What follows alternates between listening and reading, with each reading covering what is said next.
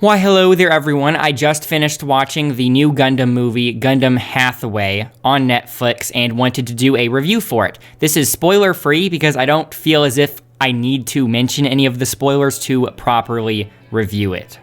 I have to say, I am a bit sad that it ended up not going to theaters because I was really looking forward to finally seeing a Gundam movie in theaters for the first time.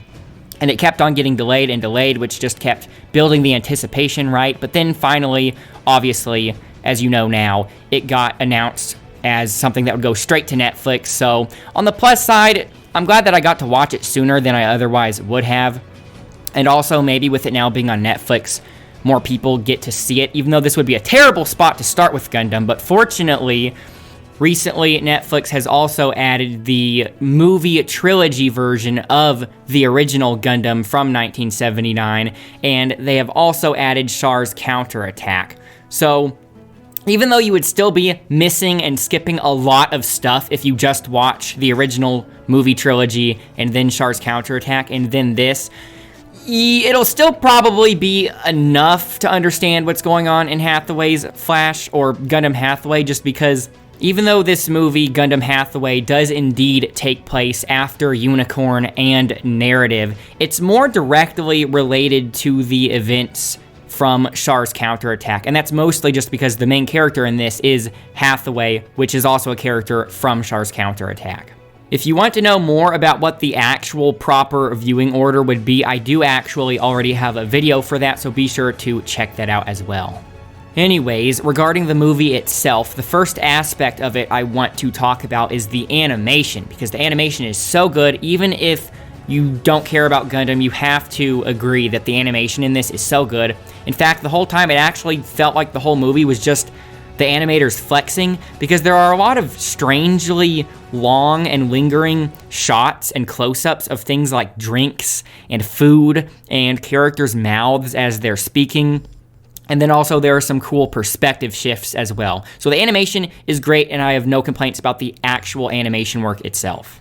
Something unrelated to the animation, but still related to the visuals that I wasn't necessarily a fan of is that there are only like 2 real mobile suit fights in this movie, and in both cases, the lighting is very dark, so you can't ever get a very clear image of these suits.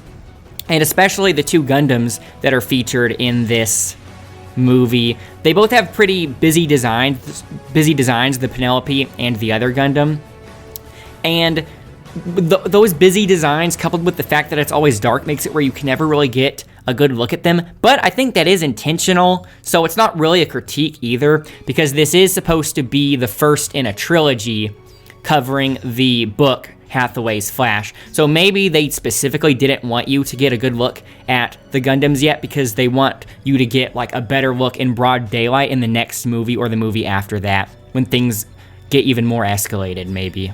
Also, with these mobile suit fights being in the dark, while that does make it where you can't see the suits themselves very well, it definitely does, on the other hand, make the beam effects really stand out. So the beam effects look really bright and colorful and impressive, and it's really cool seeing how the beam effects like melt things, because, you know, when the beam effects come into contact with things and then they start melting, like the way they glow orange and catch fire looked really cool as well. So again, that's not really a critique, more just an observation about the visual style of this movie in general. As for the music, it was done by Hiroyuki Sawano, who requires no introduction. In terms of Gundam, he did the music in Gundam Unicorn and more recently in Gundam Narrative, so if you've heard any of that before, you pretty much know what to expect. It's obviously very good and it speaks for itself. At this point, he might as well just compose Japan's next national anthem.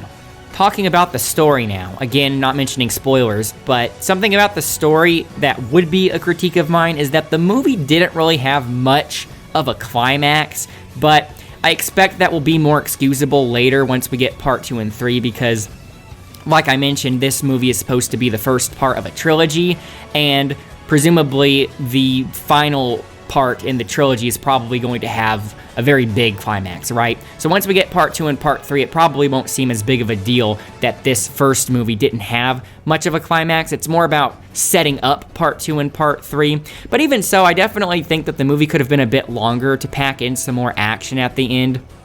or just to escalate things a bit more, because this movie was only about an hour and 30 minutes, whereas Char's Counterattack is about 2 hours. So after having just rewatched Char's Counterattack and now watching this, it definitely felt a little bit short, but that just makes me more, it just makes me more excited for the next 2 movies, right? So again, it's not really a real complaint. I just want to see more, really.